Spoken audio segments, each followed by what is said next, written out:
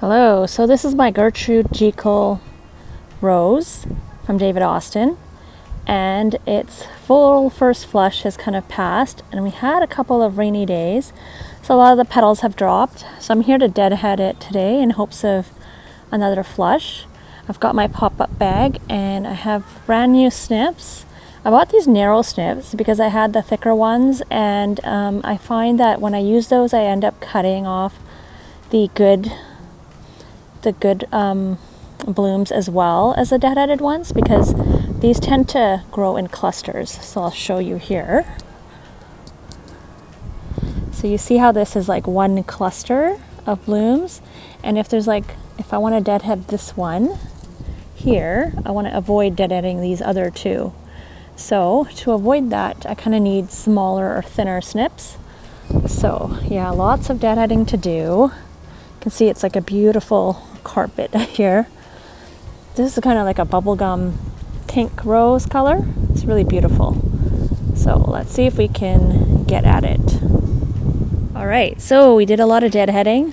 Unfortunately, some of the nice blooms are also broken. I don't know if it was the wind or birds, who knows, but I did take off a lot of dead blooms, and as soon as I thought I was done, I would see another one. So I kept going around and seeing more and more. So I think I did a pretty good job, but this winter I don't think I pruned this enough, and it is a huge shrub. It's Gertrude Jekyll. It's supposed to be a shrub rose. You could train it as like a short climber or like a shrub rose depending on how you prune it. I didn't feel too confident pruning it, so maybe that's why.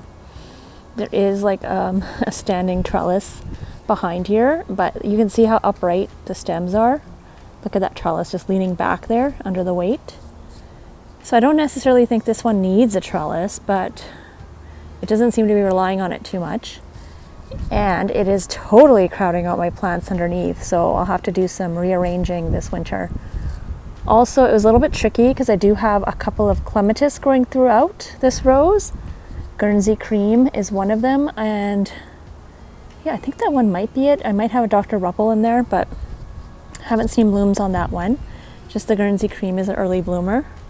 And so it was a little bit tricky just getting these cut without cutting the clematis vines. So now as I'm doing this, I see another deadhead needs to be done. So yeah, it's a good job because, you know, that means your rose is flowering, which is what you want.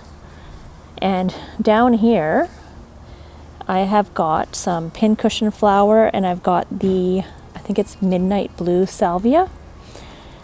Just dotted out there as annuals, as well as some sweet alyssum, and yeah, I put some pink cashmere too, one on each side.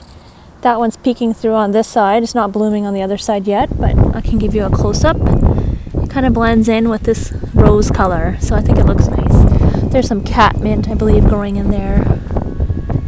And I think I have some lobularia, but it hasn't really filled out because we haven't gotten the heat yet. Today is a overcast day.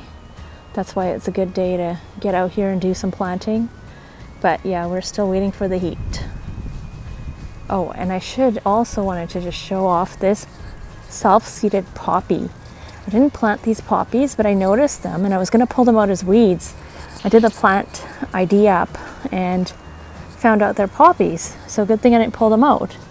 But a bird must have dropped these here because I definitely didn't plant them. But look how beautiful. How beautiful. So tall. Such a beautiful color. They've kind of like, haven't opened up completely, but I can see that they're going to be a coral with a deep purple. They have this icy blue foliage. So really beautiful. And they're pretty much in shade. So yeah, who knew poppies could grow there? They're always welcome to come back. So I'm not gonna pull them up, and hopefully they'll self-seed because they look gorgeous. All right, so I think I'm done on this one. I just went back and did some more, took out some dead branches and tidied up a bit. And I don't spray or anything on this plant. It's just au naturel. Give a little bit of fertilizer, that's about it, and then prune it. So I've actually got try to spin slowly, a generous gardener over there. So I'm going to go and do the same thing to that one.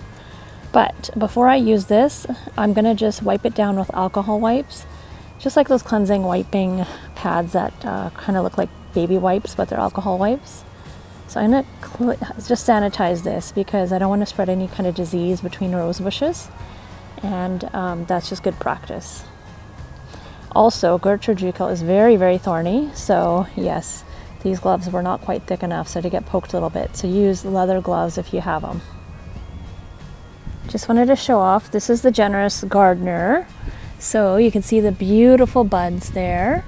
And they are facing downwards on this particular arching branch. And there's a spent bloom. But this one, compared to Gertrude Jekyll, is a very, very pale pink. And my plan was to train it on this fence, but you can see like there's some arching canes. So again, this one will probably need a little bit more attention next year. Okay, so the generous gardener is done. It's not as floriferous as Gertrude Jekyll, but way less thorny. And it is in a more shaded area, so that also impacts its blooms. So hopefully we'll get some more flushing. One criticism I have of this rose is like when you touch a bloom, it just like falls apart. All the petals fall down. You can see them on the hosta there. So they're not very strong blooms, definitely not for cutting. I'm gonna stop pruning this one because there is a baby dragonfly there. These guys are so good for the garden. They eat mosquitoes.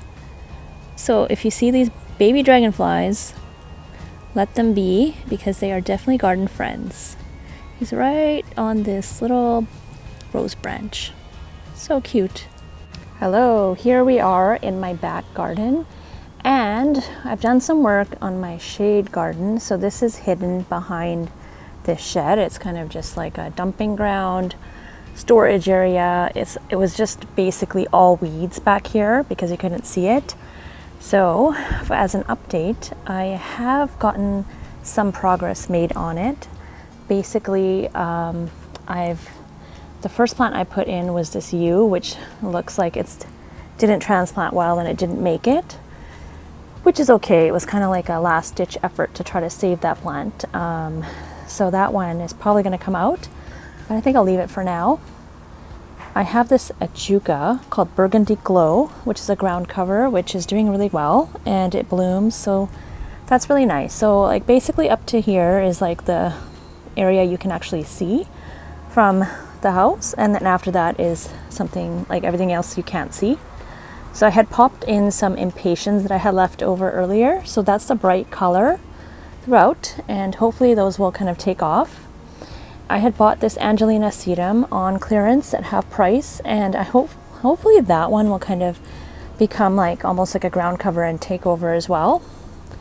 I also have this Patriot Hosta, which I had bought on clearance along with the Angelina, and I had split it. So I actually have two other ones, but this was kind of the bigger one.